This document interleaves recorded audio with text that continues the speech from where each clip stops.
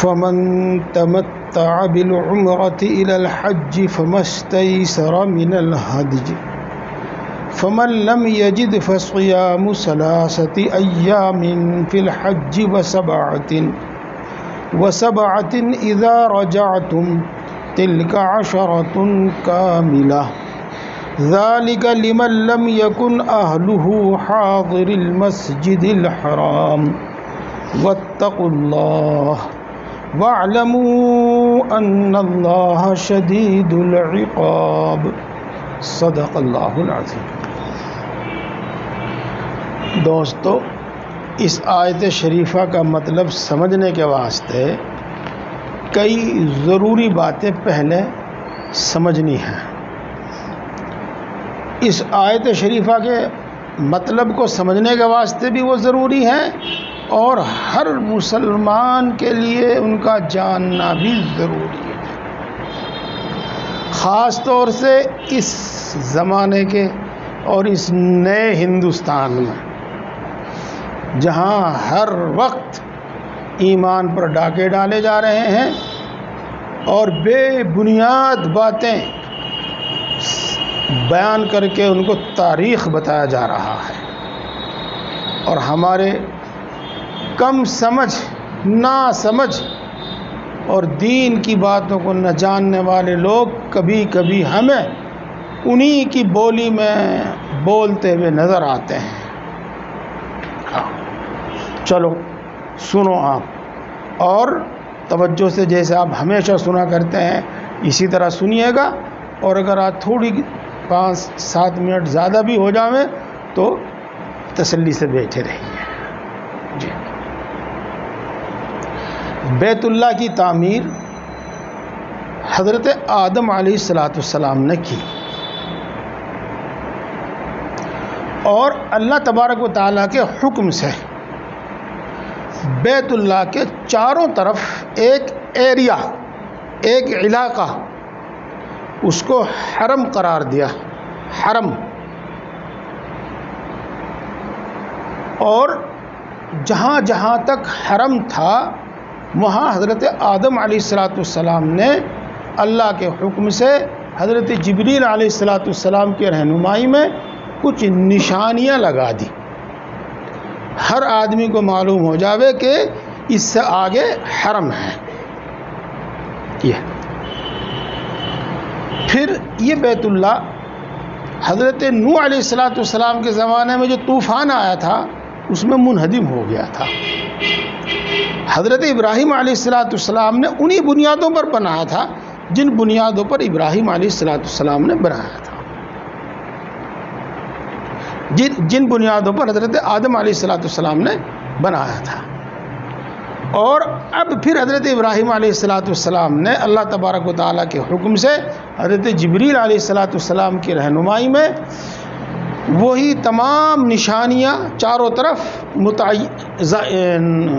ظاہر کر دی جو بتاتی تھی کہ اس سے آگے حرم ہے۔ آج بھی تاریخ سے معلوم ہوا، کچھ تھوڑی سی سرچ کرنے سے معلوم ہوا کہ مکے کے ارد گرد 1104 ستون بنائے ہوئے ہیں پورے ایریا میں، کہیں کچھ دروازے بنائے ہوئے ہیں اور کہیں پتھروں کے ستون بنائے ہوئے ہیں 1104، جو حرم کی حدود کو متعین کرتے ہیں۔ یہ تو حرم ہو گیا۔ اب میں کچھ تھوڑا سا آپ کو سمجھاؤں گا، میں پورا تو سمجھا نہیں سکتا، کچھ تھوڑا تو سمجھاؤں گا جتنا آپ سمجھ سکیں۔ مثال کے طور پر آپ عمرہ کرنے کے لیے تشریف لے گئے اور آپ نے بیت اللہ سے مکے سے باہر جا کر مسجد عائشہ میں احرام باندھا ہوگا، اس کو تنعیم بھی کہتے ہیں، تو اس سمت میں تنعیم تک حرم ہے اور وہ مسجد عائشہ حرم سے باہر ہے، اس طرف وہ حرم ہے۔ اسی طریقے سے آپ جدہ سے مکہ مکرمہ تشریف لے گئے ہوں گے تو آپ کو ایک مقام ملے گا، وہاں ایک دروازہ بنا ہوا ہے اور اس پر لکھا ہوا ہے کہ یہاں تک حرم کی حدود ہیں، آج کل اس کو شمیسیہ کہتے ہیں. حدیث میں اس مقام کا نام حدیبیہ ہے. حدیبیہ کا کچھ حصہ حرم میں ہے اور کچھ حصہ حرم سے باہر ہے. اس کو حل کہتے ہیں، حل میں ہے. اسی طریقے سے آپ اگر کیا طائف تو چھوڑ دیے گا، اگر کبھی طائف گئے ہو تو چلو یوں کہہ لو، نہیں تو آپ عرفات میں تو تشریف لے ہی گئے ہوں گے حج کرنے کے واسطے. تو مزدلفہ حرم میں ہے اور عرفات جو ہے وہ حرم کے باہر ہے. تو اس طریقے سے یہ چاروں طرف ایک ایریا ہے جو حرم کہلاتا ہے. اور اس کا احترام یہ ہے کہ یہاں پر خشکی کا شکار کرنا جائز نہیں. جو گھاس خود اگا ہو اس کو کاٹنا جائز نہیں. جو درخت خود اگا ہو اس کو کاٹنا جائز نہیں. اس میں کسی کو سزا دینا، قتل کرنا، بدلہ لینا جائز نہیں. اس میں جنگ کرنا جائز نہیں. یہ حرم ہے، اس کا احترام سب پر واجب ہے. یہ تو ہو گیا دوستو حرم. یہاں ایک بات اور میں آپ کو بتاتا چلوں جو انشاءاللہ آپ کے ذہن میں تو پہلے ہی سے نہیں ہوگی امید ہے، لیکن میری بات سن کے آپ اور پکی ہو جائے گی. کچھ لوگ یوں کہتے ہیں کہ بیت اللہ ہمارا مندر تھا، وہاں شیو کی مورتی رکھی ہوئی تھی اور شیو لنگ انہوں نے ہمارا چھین رکھا اور وہ بیت اللہ میں وہیں لگوا بھی رکھا، جس کو حجر اسود کہتے ہیں. وہ بھی کالا پتھر ہوتا ہے یہاں پر جو ہوتا ہے. ہاں تو میرے دوستو، حجر اسود جنت کا پتھر ہے جو آدم علیہ السلام جنت سے لے کر آئے تھے اور وہ ہمیشہ سے بیت اللہ کی دیوار میں لگا ہوا ہے. اور بیت اللہ وہ گھر ہے جس کا ہمیشہ طواف ہوتا ہے. یا تو کوئی انسان کرتا ہے، نہیں تو اللہ کے فرشتے اس کا طواف کرتے ہیں. چاہے اس میں بت پرستوں نے بت رکھ دیے ہوں، چاہے اس میں بت نہ رکھے، بہرحال اس کا مندر سے کوئی تعلق نہیں اور حجر اسود کا شیولنگ سے کوئی تعلق نہیں ہے. یہ یاد رکھنا. اور اس کی تاریخ یہ ہے جو میں نے آپ کو بتائی. اب اس کے بعد ایک دوسری بات سنو. آپ جب مدینہ منورہ سے مکہ مکرمہ گئے ہوں گے عمرہ کرنے کے واسطے، یا پہلے آپ حج کے دوران مدینہ منورہ گئے ہوں گے اور پھر حج کے لیے مدینہ منورہ مکہ مکرمہ گئے ہوں گے، تو ایک مقام پر جا کر آپ نے احرام باندھا ہوگا. اس کو کتابوں میں تو نام دیا جاتا ہے ذوالحلیفہ، اور آج کل بیر علی یا ابیار علی اس کو کہتے ہیں. جہاں احرام باندھتے ہیں اس کو میقات کہتے ہیں. میقات جہاں احرام باندھتے ہیں، اور احرام باندھے بغیر اس سے آگے جانا جائز نہیں. اگر آگے جائے گا تو اس پر ایک قربانی واجب ہو جائے گی، ایک دم واجب ہو جائے گا. اس کو میقات کہتے ہیں. یہ میقات بیت اللہ کے چاروں طرف ہیں. 5 مقام تو خود رسول اکرم صلی اللہ علیہ وسلم نے متعین فرما دیے تھے: ذوالحلیفہ، یلملم، قرن المنازل، ذات عرق اور جحفہ. یہ 5 مقام تو رسول اکرم صلی اللہ علیہ وسلم نے خود متعین فرما دیے تھے، گویا کہ چاروں سمتوں میں. اب جو شخص اس راستے سے گزرے گا تو یلملم سے آگے احرام باندھے بغیر جانا درست نہیں. ذات عرق، قرن المنازل، ان سے آگے بڑھنا بغیر احرام باندھے جائز نہیں. ان سب کو میقات کہتے ہیں. یہ بھی بات آپ کی سمجھ میں آ گئی ہوگی. اب ایک چھوٹی نئی بات بتا دوں میں آپ کو. جب آپ دلی سے سیدھے مدینہ جائیں گے تو احرام باندھنے کی ضرورت نہیں ہے، بلکہ مدینہ میں قیام کرنے کے بعد جب مکہ مکرمہ جائیں گے تو ذوالحلیفہ سے احرام باندھیں گے، بیر علی سے احرام باندھیں گے. اور جب آپ جدہ جائیں گے، دلی سے جدہ جائیں گے اور جدہ سے پھر مدینہ منورہ جائیں گے، تو آپ کو چاہیے کہ دلی ہی میں احرام باندھ لیں. پوری تفصیل تو بتاتا نہیں، حجاج کرام آپ کو بتاویں گے. بس اتنی بات بتانا چاہتا ہوں کہ ذات عرق اور قرن المنازل ان دونوں سے جہاد گزرتا ہوا اور حرم شریف میں کو ہو کر پھر جدہ پہنچتا ہے. اس واسطے جو شخص دلی سے احرام نہیں باندھے گا اس پر دم واجب ہو جائے گا، جدے جاوے گا اور دل سے احرام نہیں باندھے گا تو اس پر دم واجب ہو جائے گا۔ یہ یاد رکھنے کی بات ہے، یہ ایک مسئلہ میں نے آپ کو بتایا۔ یہ دو بات ہوگی۔ اب اگلی بات چلو صاحب، جب آدمی احرام باندھے، مثلا میقات سے احرام باندھے، دلی سے احرام باندھے، وہ مسئلے الگ ہیں، ان کو میں زیادہ تفصیل سے نہیں بیان کرتا۔ حج کا احرام باندھے تو حج کا احرام 3 طرح سے باندھا جاتا ہے، یعنی حج کی 3 قسمیں ہوتی ہیں۔ ایک تو یہ کہ میقات سے، یعنی جہاں سے اس نے احرام باندھا صرف حج کا احرام باندھے، صرف حج کی نیت کرے، اس کو کہتے ہیں حج افراد۔ اور دوسرا یہ ہے کہ میقات سے، یعنی جہاں سے بھی احرام باندھے، میقات سے بھی احرام باندھے، اس سے پہلے سے احرام باندھ لے، وہ حج اور عمرہ دونوں کا احرام باندھے، دونوں کی نیت کرے، حج اور عمرہ دونوں کا احرام باندھے، دونوں کی نیت کرے، اس کو کہتے ہیں حج قران۔ ان کے ادا کرنے کا طریقہ الگ الگ ہے، اور حج کے لیے جا رہا ہے، اسی سفر میں حج کرنے کا بھی ارادہ ہے، لیکن وہ میقات سے احرام باندھتا ہے عمرے کا، اور پھر وہ اسی سفر میں مکہ میں قیام کرتا ہے، گھر نہیں لوٹتا، پھر حج بھی کرتا ہے۔ حج کرنے کی بھی نیت پہلے ہی سے ہے، لیکن احرام باندھتا ہے وہ عمرے کا، عمرہ احرام باندھ میں نیت کرتا ہے وہ عمرے کی، اور پھر نیت یہی ہے کہ اسی سفر میں حج بھی کروں گا، اس کو کہتے ہیں حج تمتع۔ یہ 3 قسم کی بات آپ کے سامنے آ گئی، اور مجھے امید ہے اللہ کی ذات سے کہ آپ یہ سب بات سمجھ بھی گئے ہوں گے۔ ایک بات اور سمجھ لیجئے گا بس، جی ہاں، آگے آئے گا الحج اشہر معلومات میں کہ حج کے مہینے شوال، ذی قعدہ اور ذی الحج کے 10 دن۔ رمضان ختم ہو گئے شوال، اور شوال کے بعد ذی قعدہ، اور ذی قعدہ کے بعد بقرعید کا مہینہ، ذی الحج حج کا مہینہ، یہ ہوتے ہیں۔ تو اگر عمرہ اور حج دونوں کا احرام باندھے گا شوال میں تو قران ہوگا، اور اگر اس سے پہلے ادا کر لے گا عمرہ وہ مثلا رمضان میں تو قران نہیں ہوگا، تو تمتع نہیں ہوگا۔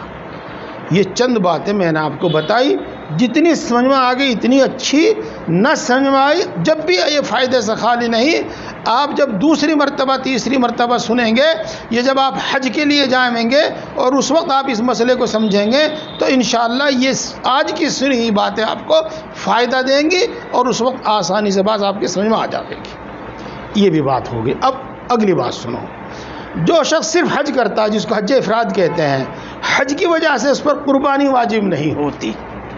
اگر وہ صاحب نصاب ہے، اس پر قربانی واجب ہے مال کی وجہ سے تو قربانی کرے گا، لیکن حج کی وجہ سے اس پر قربانی واجب نہیں ہوگی۔ اور جو شخص حج قران کرتا ہے، یعنی حج اور عمرہ دونوں کا احرام باندھتا ہے، اس پر حج کی وجہ سے بھی قربانی واجب ہوتی ہے۔ اور جو شخص حج تمتع کرتا ہے، میقات سے عمرے کا احرام باندھتا ہے اور اسی سفر میں گھر لوٹے بغیر وہ حج بھی ادا کرتا ہے، اس کو حج تمتع کہتے ہیں، تو اس پر حج کی وجہ سے بھی قربانی واجب ہوگی۔ جو اگر وہ صاحب نصاب ہے وہ قربانی تو اس پر واجب ہے ہی، حج کی وجہ سے بھی اس پر قربانی واجب ہوگی۔ امید ہے کہ یہ بات بھی سمجھ میں آ گئی ہوگی کہ حج قران میں بھی قربانی واجب ہے، اور حج تمتع میں بھی قربانی واجب ہے، اور حج افراد میں قربانی واجب نہیں ہے۔ اب ایک مسئلہ اور سمجھ لو پھر ترجمہ کرتے ہیں۔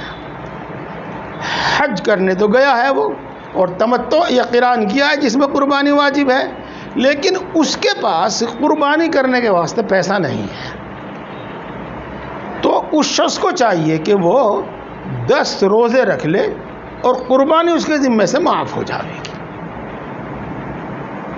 10 روزے رکھے گا وہ 9 ذی الحج یعنی عرفہ سے پہلے 3 روزے رکھے گا، اور عرفہ میں قیام کے بعد، عرفات میں قیام کے بعد، پھر حج کے ارکان سے فارغ ہونے کے بعد اگر مکے میں ٹھہرتا ہے تو مکے میں، اور اگر گھر آ جاتا ہے تو گھر آ کر 7 روزے پھر رکھے گا۔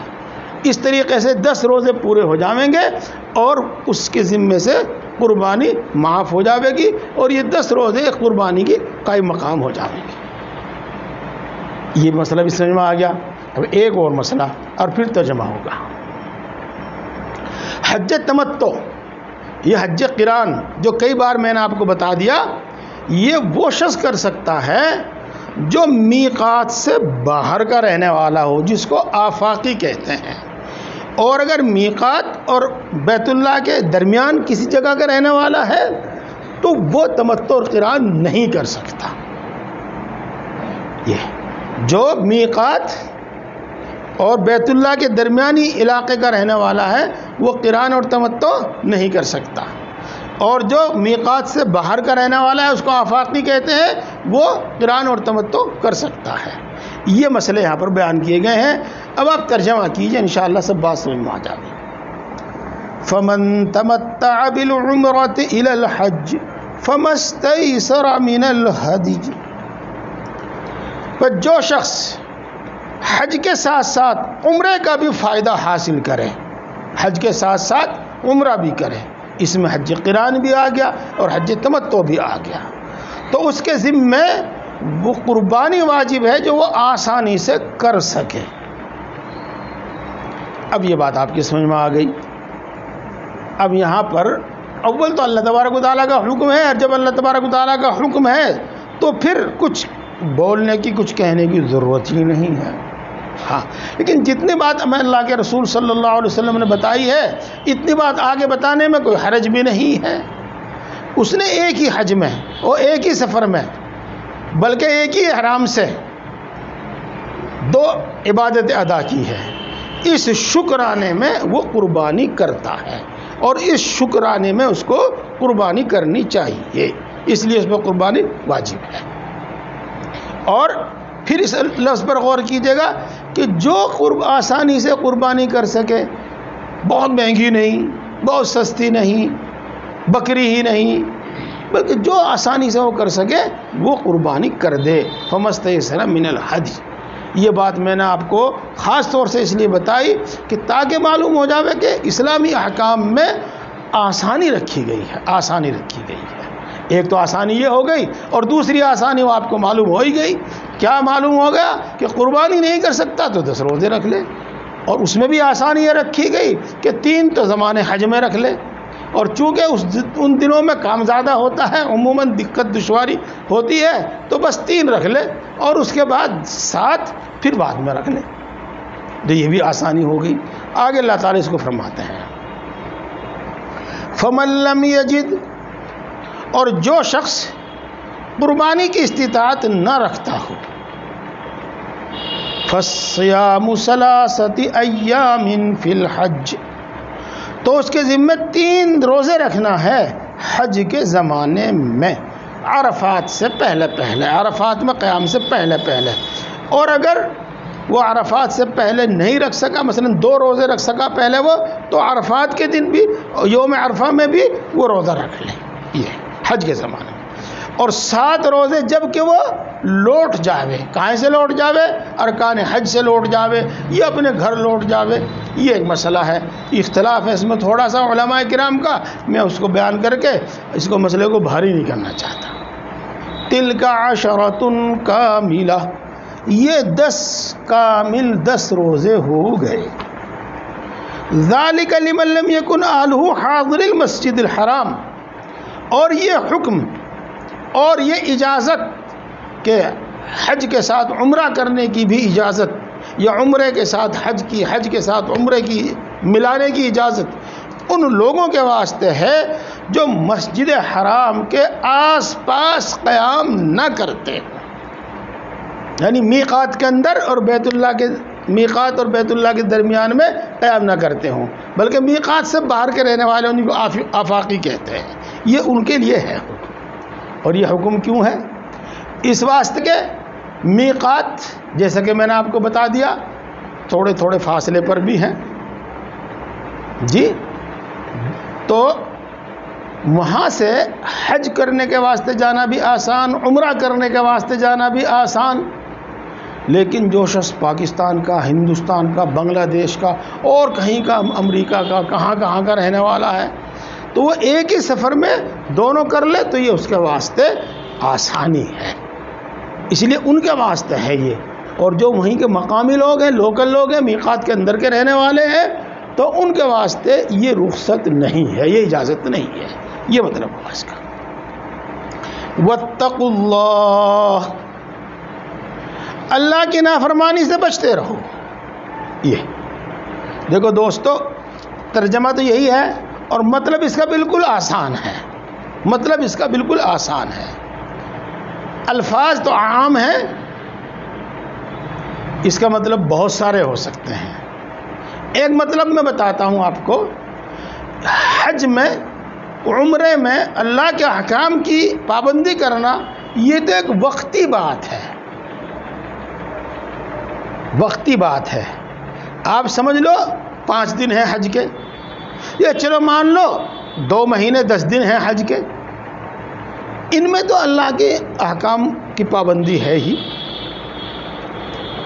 لیکن اللہ کے احکام کی پابندی صرف حج کے زمانے ہی میں نہیں ہے، بلکہ اللہ کے احکام کی پابندی ہمیشہ ہے۔ اس لیے حج تو ایک وقتی چیز ہے، عمرہ تو ایک وقتی چیز ہے، لیکن اللہ کا حکم ماننا، فرما برداری کرتے رہنا، وہ 12 مہینے کا کام ہے۔ اس لیے فرمایا واتقوا اللہ، صرف حج کر کے اور عمرہ کر کے بے فکر نہ ہو جاؤ، بلکہ 12 مہینے اور اپنی پوری زندگی میں اللہ تبارک و تعالیٰ کے احکام کی پابندی کرتے رہو، اس کی خلاف ورزی سے بچتے رہو۔ ایک تو مطلب یہ ہوا، اور یہ مطلب بالکل صحیح ہے۔ اور دوسرے کہ ہم اس آیت کو اس سے پہلے سے جوڑ دیں۔ اب اس کا مطلب یہ ہوگا کہ جو احکام تم کو دیے گئے ہیں حج کے بارے میں، حج افراد، حج تمتع، حج قران، ان کے بارے میں جو ہم نے احکام دیے ہیں، دیکھو لازمی طور پر ان کی پابندی کرو اور ان کی خلاف ورزی نہ کرو۔ اب یہ مطلب ہو جائے گا۔ اور فرمایا یہ بات یاد رکھو، وَعْلَمُوا کا ترجمہ ہو رہا ہے، اور یہ بات یاد رکھو کہ اللہ تبارک و تعالیٰ سخت سزا دینے والا ہے۔ اللہ تبارک و تعالیٰ کے احکام کی خلاف ورزی پر سخت سزا ہوگی۔ اور اس دھوکے میں نہ رہے کہ ہم نے بہت کچھ کیا، جو مرضی میں آیا وہ کیا، لیکن اللہ نے تو آج تک ہمیں کوئی سزا دی نہیں، اور فلاں فلاں فلاں فلاں لوگ اور اتنے لوگ اور اتنی قومیں اللہ کے احکام کی خلاف ورزی کر رہی ہیں، ان پہ تو کوئی عذاب آیا نہیں، وہ تو خوب پھل پھول رہے ہیں۔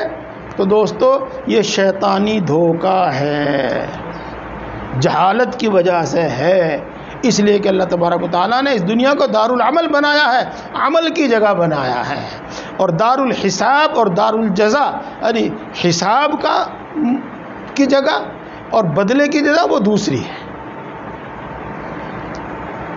اللہ تبارک و تعالیٰ ہم سب کو سمجھ اور عمل کی توفیق عطا فرماوے۔ اگلی بات میں شروع نہیں کرتا، چونکہ اس میں بھی کافی وقت لگے گا، بات دور آخر تک بیان کرنے کے واسطے پھر دیر ہو جائے گی، بس دعا فرما لیجیے گا۔ الحمدللہ۔